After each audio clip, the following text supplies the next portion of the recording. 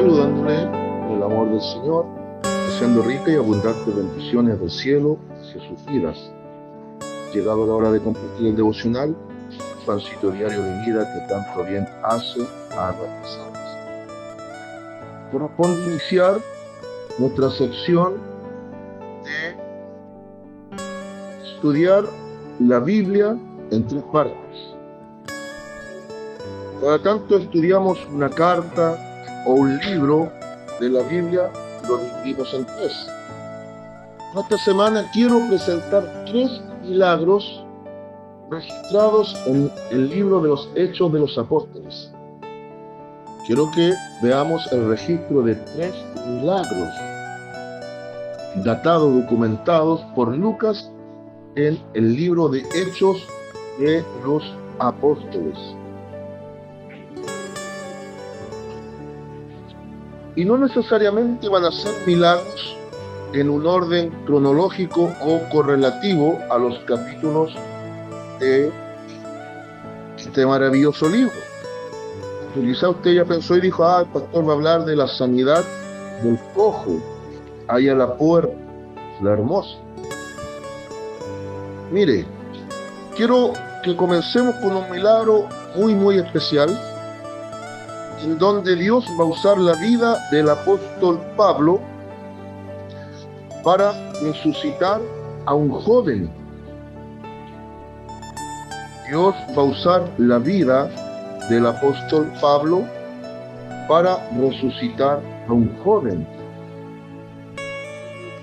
Esto es bien interesante, dado que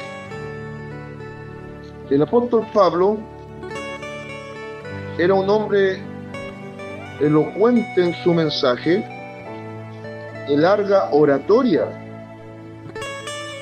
Y es llamativo que llega al punto que hay un joven que se duerme.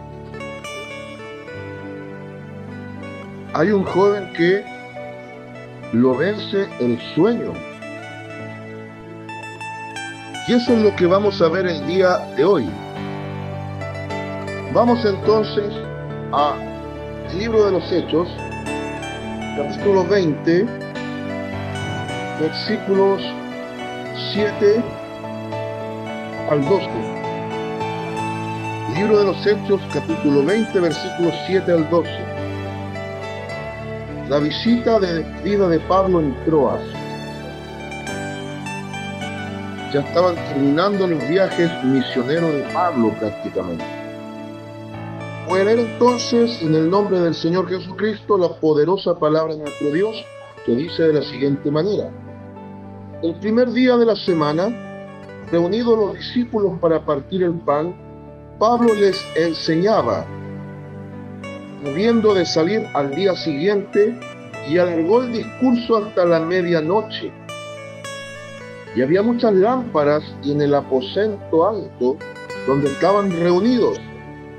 Y un joven llamado Eutico estaba sentado en la ventana, rendido de un sueño profundo, por cuanto Pablo disertaba largamente. Vencido del sueño, cayó del tercer piso abajo y fue levantado muerto. Entonces descendió Pablo y se echó sobre él y abrazándole dijo: no os alarméis, pues está vivo. Después de haber subido y partido el pan y comido, habló largamente hasta el alba y así salió. Llevaron al joven vivo, fueron grandemente consolados. Amén. De todo el listado de milagros que presenta el libro de los Hechos, este milagro es muy llamativo dado el contexto en el cual ocurre. ¿Cuántas horas estuvo hablando de la palabra de Dios este hombre? El primer día, vale decir el domingo, estaban reunidos, como era la costumbre, para el partimiento del pan. Iban a tener la Santa Cena en el aposento alto. Y hasta la medianoche, más o menos a las 3 de la tarde se reunían por lo general, de ahí hasta las 12, hasta la medianoche, Pablo estuvo hablando, discurso. Pero después se amaneció hablando de la palabra. De las 15 a las 12, 9 horas. De las 9 a las 6, estuvo no menos de 9 horas el apóstol Pablo exhortando, enseñando y hablando de las cosas de Dios.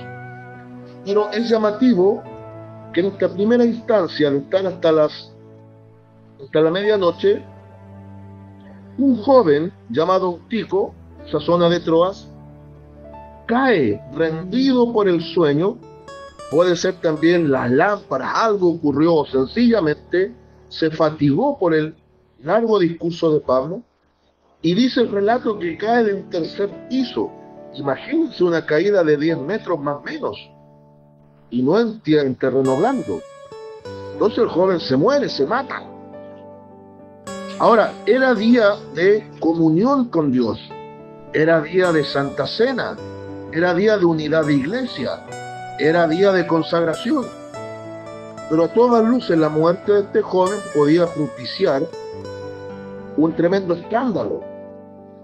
El apóstol Pablo, Dios lo usa, y el joven es resucitado, y dice que hubo una gran consolación a partir de eso. Entonces, detrás de este milagro veo algo bien importante y de lo que quiero compartir. Cuando hay unidad en la iglesia, cuando hay comunión en la hermandad, cuando la iglesia se reúne para lo mejor delante de Dios, por más que el enemigo quiera traer muerte, Dios saca a la luz la vida. Ahora, se desprenden varias enseñanzas aquí también. Hoy por hoy se habla de una ética pastoral en donde se dice que la comunidad de creyentes más de 15 minutos no se concentra en un mensaje. Bueno, los que técnicamente hablan así podrían preguntar al apóstol Pablo cómo lo hacía para entregar mensajes de 9 horas. Ahora, el único relato en donde alguien se queda dormido con la predicación de Pablo es este. ¿Sería que era joven? ¿Sería que tenía alguna enfermedad? ¿Sería que también el mismo humo o los gases que desprendían las antorchas? Van a ser muchos factores. Pero cuidado de quedarnos dormidos cuando hombres de Dios nos hablan. El milagro, por un lado, tiene que despertar fe. Estando Dios en el asunto, o los muertos recobran vida. Pero cuidado que tú, que crees estar vivo, te mueras en medio de un mensaje. Lo peor que podemos hacer es limitar a Dios. Eso es lo que está ocurriendo hoy. El Espíritu Santo no puede ser limitado. Estoy de acuerdo con el orden, con el protocolo. Estoy de acuerdo con la mesura en el ejercicio también de la devoción a Dios. Estoy totalmente de acuerdo con todo aquello. Pero hoy por hoy hemos caído en tantos formalismos y en tantas cosas en donde hay creyentes que ya no son capaces de aguantar 15, 20 o 30 minutos de mensaje y se están muriendo sin caerse en la azotea porque no están recepcionando el mensaje. Entonces debemos resucitar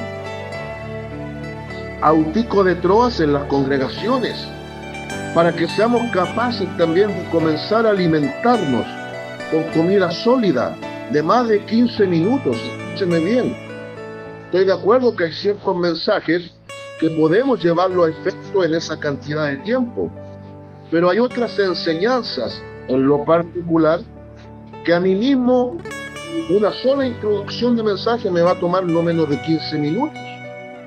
Si es un tema profundo, fácilmente 1 hora y media y hasta 2 horas de enseñanza. Cada apóstol no menos de 9 horas. ¿Qué es lo que presentó? ¿Qué es lo que enseñó? La Biblia no lo registra. Pero fíjese que de todo el grupo, uno solo fue el que se queda dormido y muere. Que no le pase a usted o a mí. Ahora, tras esto Dios igual se glorifica, porque este joven es resucitado y el pueblo es consolado. ¿Consolado en qué? En fe. Quiere decir que a lo mejor también permitió la muerte de este joven para glorificarse y el pueblo pudiese fortalecer su fe. Una vez más también podemos tener otra lección a través de este milagro. Cómo Dios transforma al muerto y le da vida. Cómo Dios cambia maldición en bendición. Cómo Dios se glorifica desde las tinieblas a la luz. Podemos sacar muchas ilustraciones prácticas, lecciones espirituales muy objetivas desde este caso subjetivo.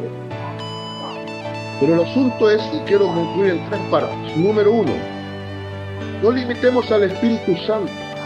Dejemos que actúe como Él quiera y como Él sabe.